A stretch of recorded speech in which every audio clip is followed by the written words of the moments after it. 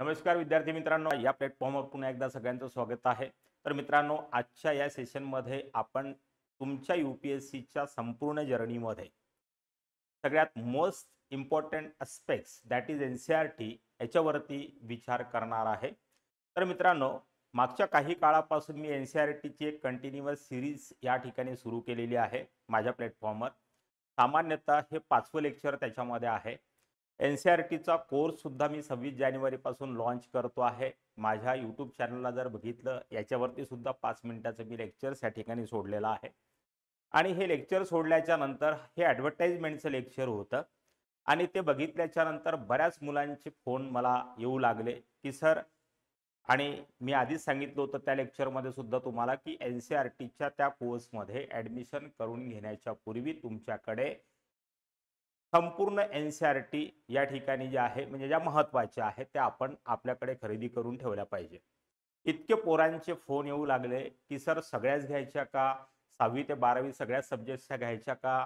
मग ओल्डचं काय करायचं? ओल्ड पण घ्याव्या लागतील का? न्यू पण घ्यायच्यात का? किंवा कोणते टॉपिक सोडायचे? कोणते? चिक्कार प्रश्न होते. आणि त्या सगळ्या प्रश्नांचं एकाच ठिकाणी सगळ्यांना उत्तर मिळावं या संदर्भातला हा आजचा माझा प्रयत्न आहे. तर मित्रांनो, लेट अस स्टार्ट नाउ. तर NCERTच्या बाबतीत स्टार्ट करतोय मी. आपल्याला ॲटलिस्ट 45 प्लस NCERT संपूर्ण सिलेबसच्या होतात.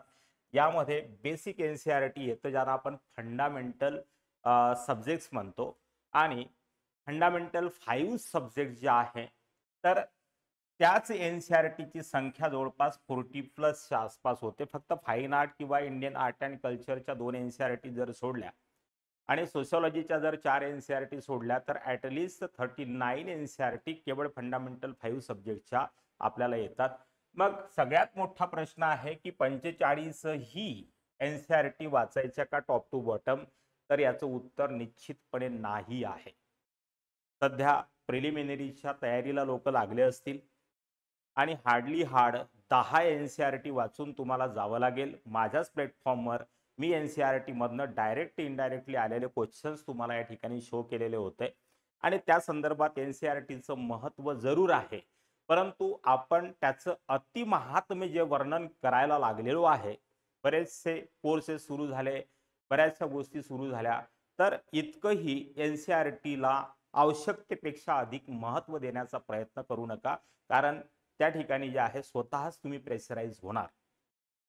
हे प्रूफ आहे. याचा अर्थ 39 NCERTs पैकी फक्त आपल्याला जर ह्या मेन्सच्या इंडियन सोसायटी आणि त्यानंतर फाईन आर्ट्स दोन्हीकडे येतं, तर या 4 NCERT जर सोडल्या सोसायटीच्या ज्या मेन्समध्ये येतात, तर कमीत कमी 40 NCERT पैकी ॲटलिस्ट 10-11 NCERT आपल्याला प्रेफर करायच्या आहे 45 पैकी. म्हणजे जवळपास 50% बर्डन तुमचं निश्चितपणे मी हे सांगितल्यानंतर समाप्त झालं असलं पाहिजे. पहिली गोष्ट. तर 45 NCERT आपल्याला या ठिकाणी रीड नाही करायचे आहे. पहिली गोष्ट. ओल्ड आणि न्यू NCERT यामध्ये काय करायचं, हा सर्वात प्रचलित प्रश्न आहे. आणि 2025 पासून राज्यसेवा डिस्क्रिप्टिव्ह पॅटर्न झाल्याच्या नंतर इथे आणखी या संदर्भातले बरेचसे प्रश्न निर्माण होतील. सध्या जे लोक अवेअर आहे त्यांचेच हे प्रश्न आहे. तर ओल्ड आणि न्यू यापैकी मी एक कोणतेही तुम्हाला सांगू शकणार नाही निश्चितपणे. काही ठिकाणी ओल्ड महत्वाचे आहे, जसं हिस्ट्रीचे टॉपिक्स आहे. तर हिस्ट्रीमध्ये नवीन NCERT फार जास्त महत्वाच्या नाही आहे. त्याचं कारण ऑथर 2-3 एका NCERTचे आहे, पुढे मी बोलणारच आहे तुम्हाला. तर त्यामुळे काही ठिकाणी ओल्ड NCERT इम्पॉर्टंट होतात, काही ठिकाणी न्यू NCERTs इम्पॉर्टंट होतात. आणि केवळ हिस्ट्रीमध्ये तुम्हाला ओल्ड NCERT वाचायचे आहे, कारण हा स्टॅटिक सब्जेक्ट आहे. ओल्ड NCERT मध्ये फॅक्ट्स खूप जास्त आहे, जे नवीन NCERT मध्ये नाही आहे. तर ही गोष्ट या ठिकाणी पुढे पण त्याचं डिस्कशन करूया आपण. तर हा प्रश्न तुमचा सुटलेला असला पाहिजे. सर्वात महत्त्वाचा प्रश्न आहे हाऊ टू रीड, कशा पद्धतीनं वाचायचं त्याच्यावरती सुद्धा मी बोलणार आहे तुम्हाला. आणि जवळपास सगळे डाऊट्स क्लिअर होतील अशा पद्धतीने जे आहे या सेशनची आपण रचना केलेली आहे. आणि finally only this NCERT you can read, म्हणजे कोणत्या NCERT तुम्हाला वाचायचे आहे ते रिकॅप मध्ये मी तुम्हाला या लेक्चरमध्ये या ठिकाणी स्पष्ट करून देणार आहे. तर चला पुढे जाऊया. तर मित्रांनो, बघा या ठिकाणी मी लिस्टच टाकलेली आहे, याचा स्क्रीनशॉट तुम्हाला काढता येऊ शकतो. आता 45 एनसीईआरटीचं डिस्ट्रीब्युशन कशा पद्धतीनं होतं ते या ठिकाणी सांगतोय मी. जिओग्राफीला 9 बुक्स आहे आणि याच्यामध्ये नवीन आहे हे सगळे. ज्या ठिकाणी ओल्ड लिहिलेला आहे, फक्त हिस्ट्रीमध्ये 3 बुक्स आणि एक वर्ल्ड हिस्ट्रीच्या संदर्भातलं बुक, हे 4 जर सोडले तर बाकी सगळे न्यू एनसीईआरटी आहे. हिस्ट्रीमध्ये गेला 9 बुक्स पुन्हा आहे न्यू एनसीईआरटी. पॉलिटीमध्ये गेला पुन्हा 9 बुक्स आहे. इकॉनॉमिक्स मध्ये गेले 5 बुक्स आहे, कारण हे 9th पासूनच सुरू होतं, 6 पासून नाहीये. सायन्स मध्ये गेले हे 6 पासून सुरू होतं, 12वी पर्यंत 5 बुक्स आहे. सोशियोलॉजी मध्ये जर गेला 4 बुक्स आहे आणि आर्ट अँड कल्चर फाईन आर्ट्सचे 2 बुक्स आपल्याला या ठिकाणी रेफर करायचे आहे तसे 4 बुक्स. ठीक आहे, पुढे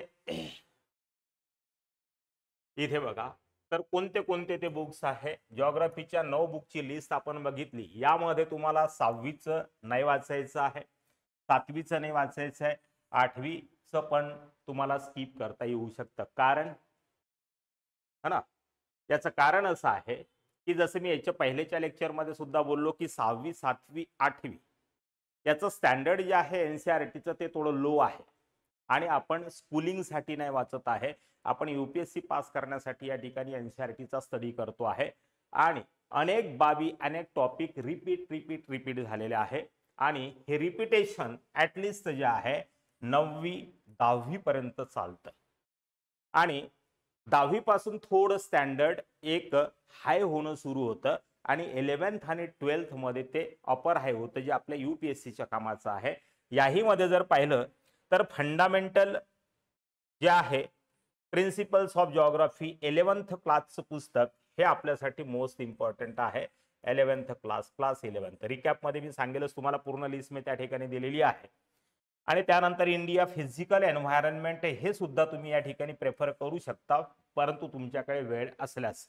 सध्या प्रिलिमिनरी साठी सुद्धा यातनं बरेचसे क्वेश्चन्स येतात, तर प्रिलिमिनरी देणाऱ्या लोकांनी सुद्धा या 10 एनसीईआरटी निश्चितपणे करून जा.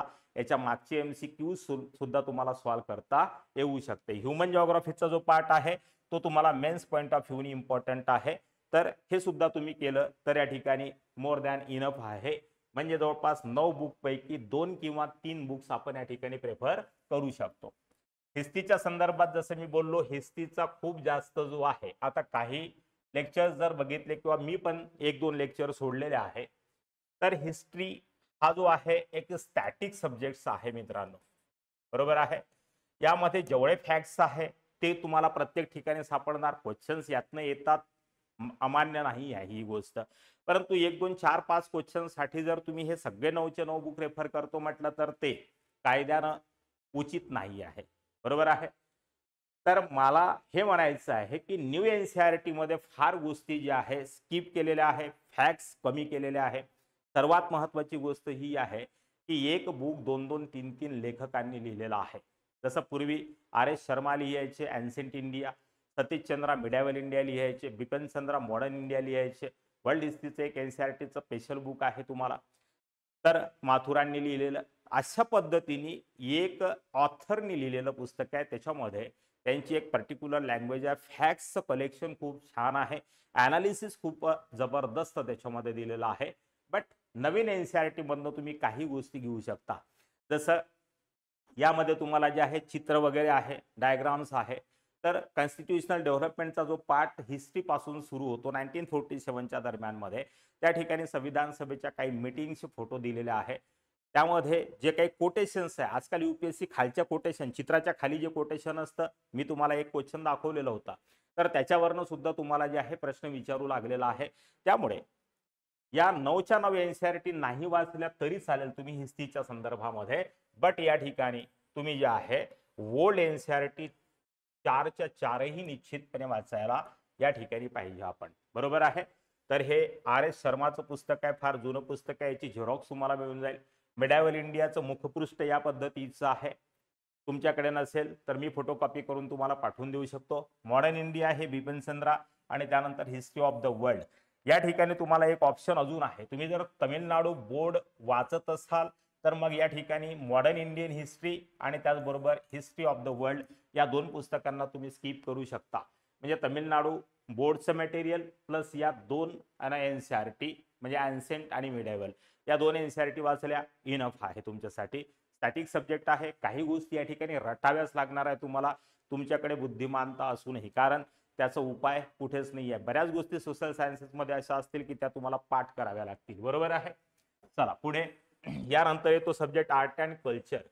यामध्ये हे जे पहिलं पुस्तक आहे 11th क्लासचं, हे जे लाल मुखपृष्ठावालं, याच्यामधनं तुम्हाला पद्मपाणीच्या ज्या मूर्ती आपल्याला विचारलेल्या होत्या 2017 किंवा 18चा शाळेत प्रश्न आहे.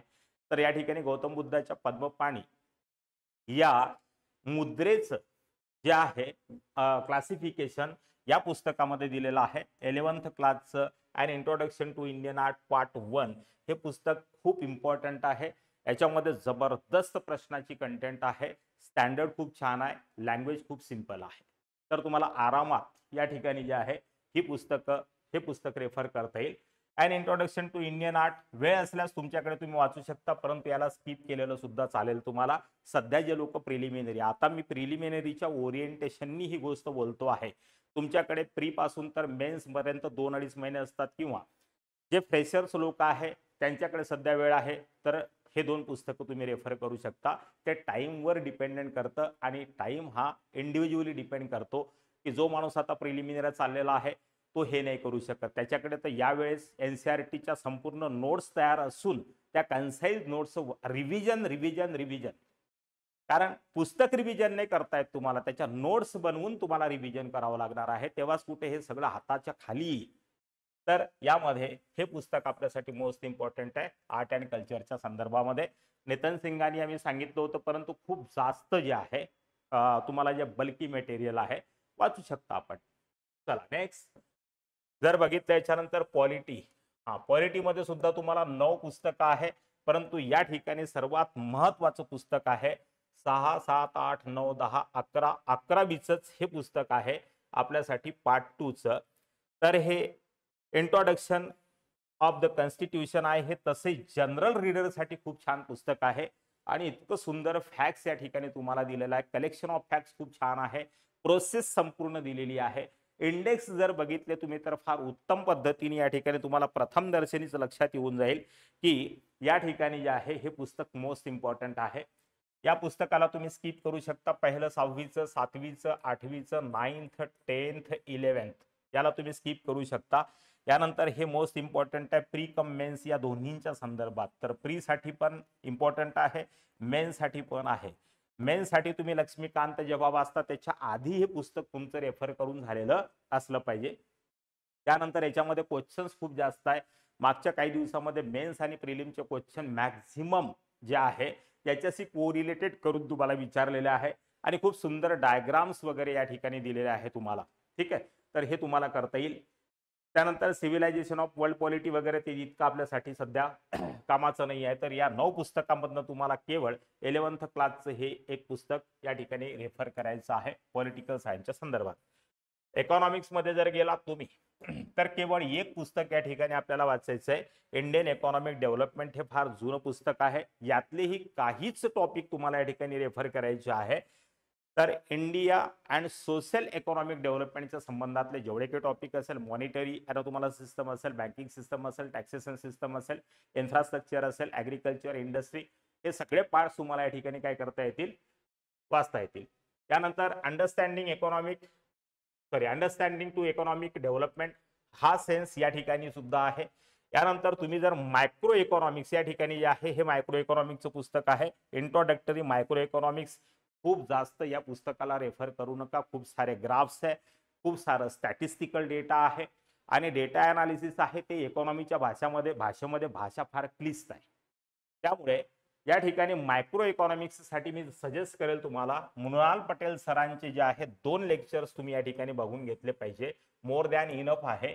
यामध्ये NCERT तर कव्हर केलेलाच आहे त्यांनी, परंतु त्याच सोबत काही रेफरन्सेस सुद्धा या ठिकाणी दिलेले आहे, आणि यामध्ये तुमचं त्या एका पुस्तकाचं काम हे 2 लेक्चर्स या ठिकाणी करून घेतले जातील. स्क्रीनशॉट करून घ्या.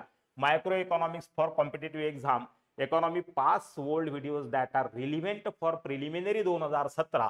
तर प्रिलिमला जे लोक सध्या 2025च्या 25 मे साठी जात आहे त्यांनी निश्चितपणे मायक्रो इकॉनॉमिकच्या संदर्भात हे 2 लेक्चर आवर्जून बघावे. मृणाल पटेल यांना या ठिकाणी वरती तुम्हाला टाकलं आणि मायक्रो इकॉनॉमिक जर तुम्ही गुगल सर्च करत असाल तर युट्यूब वरती तुम्ही आरामात पोहोचू शकता. चला, हे झालं एक. त्यानंतर तुम्हाला जे डेव्हलपमेंट ऑफ इंडियन इकॉनॉमी आपण मगाशी सांगितलं, हे एक केवळ महत्वाचं पुस्तक आहे. हे केवळ जे आहे प्रिलिम साठीच नाही तर प्री कम मेन्स या दोन्ही दृष्टिकोनातून ह्या बुकला सध्या तरी जे आहे तोड कुठे नाही. चलो, सामने सायन्स मध्ये तुम्ही काही जरी नाही वाचलं तरी चालेल, बरोबर आहे.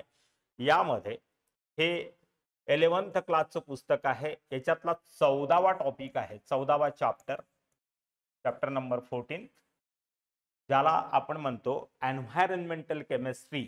हा टॉपिक मोस्ट इम्पॉर्टंट आहे. गेल्या काही दिवसांमध्ये याच्यातनं खूप जास्त क्वेश्चन्स जे आहे तुम्हाला येत आहे आणि तसंही general understanding of science and टेक्नॉलॉजीसाठी एन्व्हायरमेंटल केमिस्ट्रीचा हा टॉपिक खूप इम्पॉर्टंट आहे. 11 क्लासचं पुस्तक, 14व्या नंबरचा चॅप्टर. आणि आजकाल बायोलॉजीचे क्वेश्चन्स खूप जास्त येतात, आधी पण येत होते. फिजिक्स केमिस्ट्री बायोलॉजीच्या तुलनेत बायोलॉजीचे क्वेश्चन जे आहे युपीएससी मध्ये खूप जास्त विचारले जातात. लास्ट 4 चॅप्टर, शेवटचे 4 चॅप्टर तुम्हाला यातले साठवून टाकायचे आहे. मॅक्झिमम क्वेश्चन या ठिकाणावरून येतात. बाकी 5 एनसीईआरटी तुम्ही स्किप केल्या तरी या ठिकाणी चालेल, काही गरज याची नाही आहे आपल्याला. लक्षात. तर 11th क्लासचा जो पुस्तक आहे 14वा चॅप्टर एन्व्हायरमेंटल केमिस्ट्री मध्ये आणि बायोलॉजीच्या संदर्भात लास्ट 4 चॅप्टर्स तुम्ही या ठिकाणी जर प्रेफर केले, सायन्स आपलं जे आहे फिनिश होऊन जातं. अशा पद्धतीने सोशियोलॉजी किंवा सोसायटीच्या संदर्भात हे 4 पुस्तकं मी आधीच तुम्हाला इंट्रोडक्शन मध्ये सांगितलेलं आहे. यामध्ये हे पुस्तक आपल्यासाठी मोस्ट इम्पॉर्टंट आहे. इंट्रोड्युसिंग सोशियोलॉजी क्लास 11th क्लासचं पुस्तक आहे आणि हे बेसिकली मेन्स साठी आहे. सामान्यतः सोशल जस्टिस वगैरे वगैरे जे काही सोशिओ इकॉनॉमिक पॉलिटिकल जस्टिसच्या संदर्भात, त्यानंतर या ठिकाणी तुम्हाला understanding society, social change and development of India, अशा पद्धतीने हे एसे वगैरे साठी थोडंसं यातलं ऑथेंटिक मटेरियल असल्याने आपण त्याचा यूज करू शकतो. परंतु मेन साठी हे पुस्तक पण मात्र अत्यंत महत्वाचं आहे. 3 पैकी एक बुक हे जे आहे रेफर केल्यास तुमचे सगळे प्रश्न इंडियन सोसायटीच्या संदर्भातले होऊन जातील. तुमच्याकडे वेळ असेल तर तुम्ही या ठिकाणी टॉपिकला सिलेक्ट करून जे आहे त्या टॉपिकचं अध्ययन करू शकता, प्रॉब्लेम नाही, कारण मेन्सचा विषय आहे. अशा पद्धतीने जर पाहिलं तर कोणत्या एनसीईआरटी आपण वाचायला पाहिजे त्याची मी लिस्टिंग या ठिकाणी केलेलं आहे. तुम्ही याचा स्क्रीनशॉट करू शकता. तर जिओग्राफी मध्ये जर पाहिलं तर 11th क्लासचं फंडामेंटल ऑफ फिजिकल जिओग्राफी आहे. हिस्ट्री मध्ये जर गेलात तुम्ही ओल्ड एनसीईआरटी मध्ये एन्सेंट, मिडेवल आणि अर्जुन देव वर्ल्ड हिस्ट्री. जर तुम्ही तमिळनाडू बोर्ड वाचत असाल तर मॉडर्न इंडियन हिस्ट्री किंवा मग वर्ल्ड हिस्ट्री तुम्हाला वाचण्याची एनसीईआरटीची गरज नाही. एन्सेंट, मिडेवल तुम्ही वाचलं इनफ झालं, बरोबर आहे. पुढे जर गेला आर्ट अँड कल्चर मध्ये 11th क्लासचं फाईन आर्ट तुम्हाला या ठिकाणी वाचायचं आहे.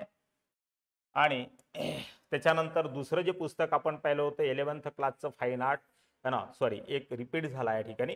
आर्ट अँड कल्चर मध्ये 11th क्लासचं एकच पुस्तक आहे, तेवढं जरी केलं तरी इनफ आहे. क्वालिटी मध्ये आला 11th क्लासचं कॉन्स्टिट्यूशन ॲट वर्क, हे मोस्ट इम्पॉर्टंट पुस्तक आहे, त्याचं हेडिंगच आहे. त्यानंतर इकॉनॉमिक्स मध्ये जर गेला तर 11 क्लासचे एनसीईआरटी आहे आणि अल्टरनेटिव्ह मी मृणाल सरांचे 2 लेक्चर्स या ठिकाणी सांगितलेले आहे तुम्हाला. सायन्स मध्ये काही नीड नाही आहे. जे काही सांगितलं मी 11 क्लासच्या एन्व्हायरमेंटल केमिस्ट्री 14वा चॅप्टर आणि त्याचबरोबर बायोलॉजीचे लास्ट 4 चॅप्टर, एवढं जरी सायन्स केलं तरी बाकी अन्य सायन्सची पुस्तकं वाचण्याची नीड नाही आहे. Society and sociology 12th class आणि 11th क्लास बोथ तुम्हाला या ठिकाणी करायचे आहे, हे मी याच्या आधी बोललेलो आहे. आशा करतो तुम्हाला इथपर्यंत सगळं क्लिअर झालेलं असेल.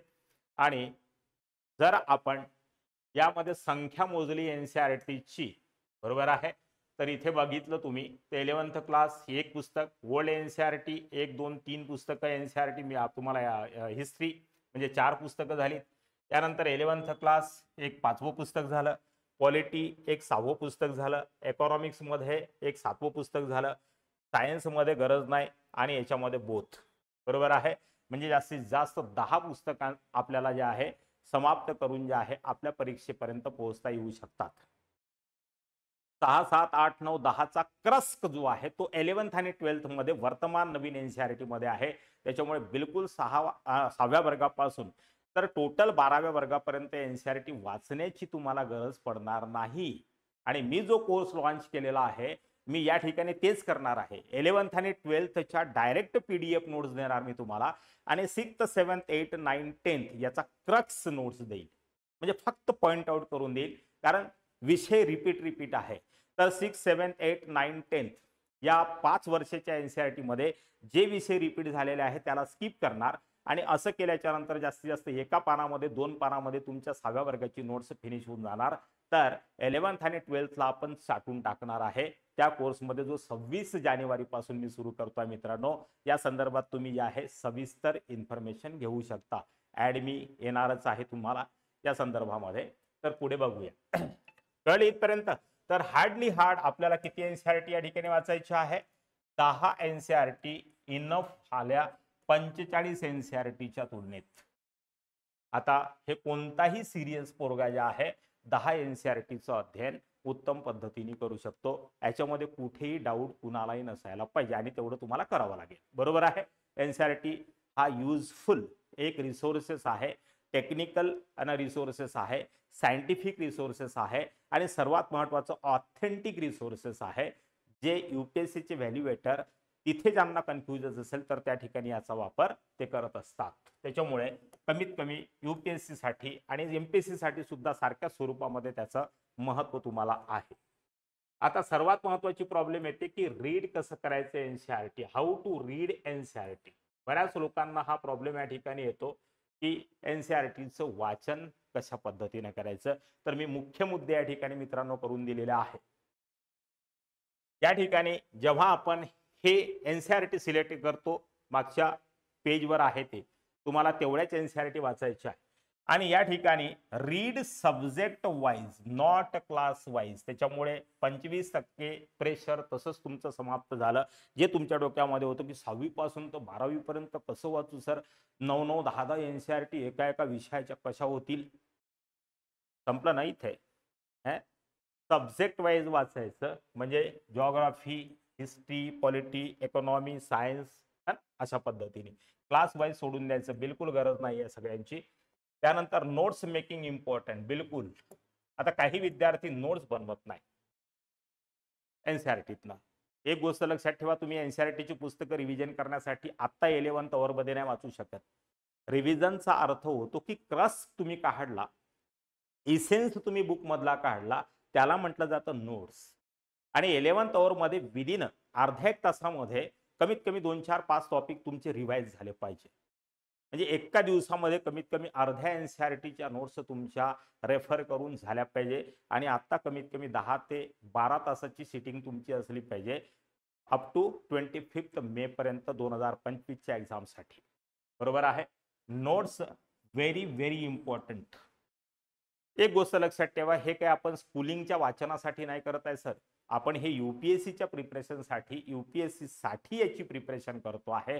आणि म्हणून आपण स्कूलिंग लेवलवरती फक्त चाळून किंवा वाचून एनसीईआरटी जाणे म्हणजे एनसीईआरटी तुम्ही वाचलं यूपीएससी साठी असा त्याचा अर्थ होत नाही.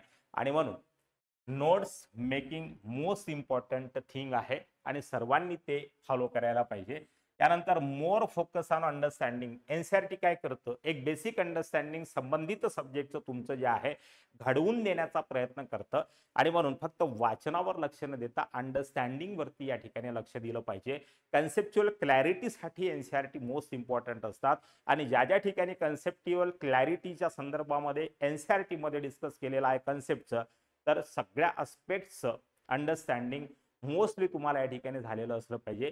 ही गोष्ट ध्यानात या ठिकाणी ठेवायची आहे. Watch index and make basic idea. सगळ्यात पहिले जितक्या एनसीईआरटी मी या ठिकाणी सांगितल्या त्याचे इंडेक्स जर पाहिले तुम्ही तर तुमच्या सिलेबसशी त्याला को रिलेटेड करता येईल. एक मुद्दा या ठिकाणी लिहायचा राहिला माझा की एनसीईआरटी वाचण्याच्या पूर्वी सिलेबसचं नॉलेज तुम्हाला असलं पाहिजे. कारण जेव्हा तुम्ही इंडेक्समध्ये शिराल एनसीईआरटीच्या, तेव्हा तुमच्या सिलेबसमध्ये कोणते कोणते कंटेंट अभ्यासासाठी आहे तर हे तुम्हाला समजलं पाहिजे. तर त्या ठिकाणी संबंधित एनसीईआरटीचं कोरिलेशन तुम्हाला त्या ठिकाणी लावता येऊ शकतं आणि मग नंतर जे आहे एक बेसिक आयडिया संबंधित विषयाच्या संदर्भामध्ये तुमची जी आहे मजबूत स्वरूपामध्ये एक फंडामेंटल आधार त्या ठिकाणी मजबूत करण्याचा प्रयत्न या एनसीईआरटी मधनं तुमचा सफल होऊ शकतो. त्यानंतर एनसीईआरटी मध्ये खूप साध्या सोप्या सरळ डायग्राम्स दिलेल्या असतात, ज्याचा वापर जे आहे रवी सिंहागनी खूप चांगल्या पद्धतीनं त्यांच्या नोट्समध्ये केलेला होता आणि तेच त्यांनी एक्झाममध्ये केलं. तर एनसीईआरटीच्या डायग्राम्स, एनसीईआरटीचे फिगर्स, मॅप्स, एक्झाम्पल्स आणि केस स्टडीज कहाणीच्या स्वरूपामध्ये काही काही ठिकाणी जे आहे मस्त छोट्या छोट्या डब्यांमध्ये जे आहे लहान लहान केस स्टडीज दिलेल्या आहे. एसेला ओपन करत असताना सुद्धा याचा वापर तुम्ही करू शकता कहाणीच्या स्वरूपामध्ये. एसेच्या संदर्भातलं माझं लेक्चर तुम्ही बघू शकता. याच्या पूर्वी कोट्स आहे, त्याच्यानंतर एखाद्या रिअल लाईफ इन्सिडेंट्स आहे, या संदर्भातल्या कहाण्या आहे, त्याला केस स्टडीच्या स्वरूपामध्ये तुम्ही वापरू शकता. आणि नवीन एनसीईआरटी मध्ये खूप जास्त केस स्टडी आहे, तर साधारणतः GS4 मध्ये या केस स्टडीजचा फार चांगला वापर त्या ठिकाणी तुम्हाला करता येऊ शकतो. गौरव त्रिपाठी होते, त्यांनी हे ब्लॉक्सच कापून आपल्या नोट्समध्ये चिपकवले होते, तुम्हाला माहिती असेल. 2000 मला वाटते 17-18 चे IPS सध्या आहे, तर त्यांनी हे सुद्धा केलेलं आहे. त्यानंतर एनसीईआरटीच्या मागच्या ज्या एक्झरसाइजेस आहे, MCQs आहे, लॉंग आन्सर क्वेश्चन आहे, जनरली ना लोक त्या एक्झरसाइजेस कडे पाहत नाही, त्याला सोडून देतात. परंतु प्रत्येक टॉपिक मध्ये किंवा जे टॉपिक तुम्ही सिलेक्ट केले आहे त्यावरचे MCQs आणि त्यानंतर लॉंग आन्सर क्वेश्चन, बरेचदा असं झालेलं आहे की शॉर्ट आन्सर क्वेश्चन्स यूपीएससीने डिरेक्टली त्या एनसीईआरटी मधून उचललेले आहे. तर असंही तुम्हाला पाहायला मिळेल. त्यासाठी प्रिव्हियस इयरच्या क्वेश्चनचं थोडं नॉलेज तुम्हाला असलं पाहिजे, तर ही गोष्ट तुमच्या ध्यानात त्या ठिकाणी येऊ शकते. त्यानंतर सिंपल लँग्वेज आहे, so useful for mains answer writing skill. Mains answer writing skill जर तुम्ही उत्तम पद्धतीने डेव्हलप करण्याच्या प्रयत्नात असाल तर एनसीईआरटीची लँग्वेज व्हेरी सिंपल आहे, समजणारी आहे. तुम्हाला त्याचं बेसिक अंडरस्टँडिंग चांगल्या पद्धतीनं होईल आणि मग नंतर रेफरन्स बुक किंवा रेफरन्स बुक कडे तुम्ही वळू शकता. तर तेव्हा तुमच्या बेसिक आयडिया जर क्लिअर असेल तर मी जसं सांगितलं की लक्ष्मीकांत वाचण्याच्या पूर्वी हाऊ कॉन्स्टिट्यूशन ॲट वर्क हे जे पुस्तक आहे एनसीईआरटीचं, ते तुम्हाला फॉलो केल्याच्या नंतर लक्ष्मीकांतचं अंडरस्टँडिंग चांगलं होऊ शकतं. तर या 7 गोष्टी तुम्ही फॉलो करायला पाहिजे आणि हाऊ टू रीडचा आन्सर तुम्हाला या ठिकाणी मिळून जाईल असं मला वाटतं. तर मित्रांनो, आशा करतो अशा पद्धतीने एनसीईआरटीच्या संदर्भातलं जेवढ्या काही तुमच्या क्वेरीज होत्या त्या सगळ्यांची प्रश्न तुम्हाला या ठिकाणी मिळाली असेल. तर आणखी ही काही प्रश्न तुमचे डाऊटफुल राहिलेले असतील तर त्याची चर्चा आपल्याला कुठून ना कुठून तरी ती भविष्यात करता येऊ शकते. तर मित्रांनो, थँक्यू, धन्यवाद, गुड नाईट, जय हिंद.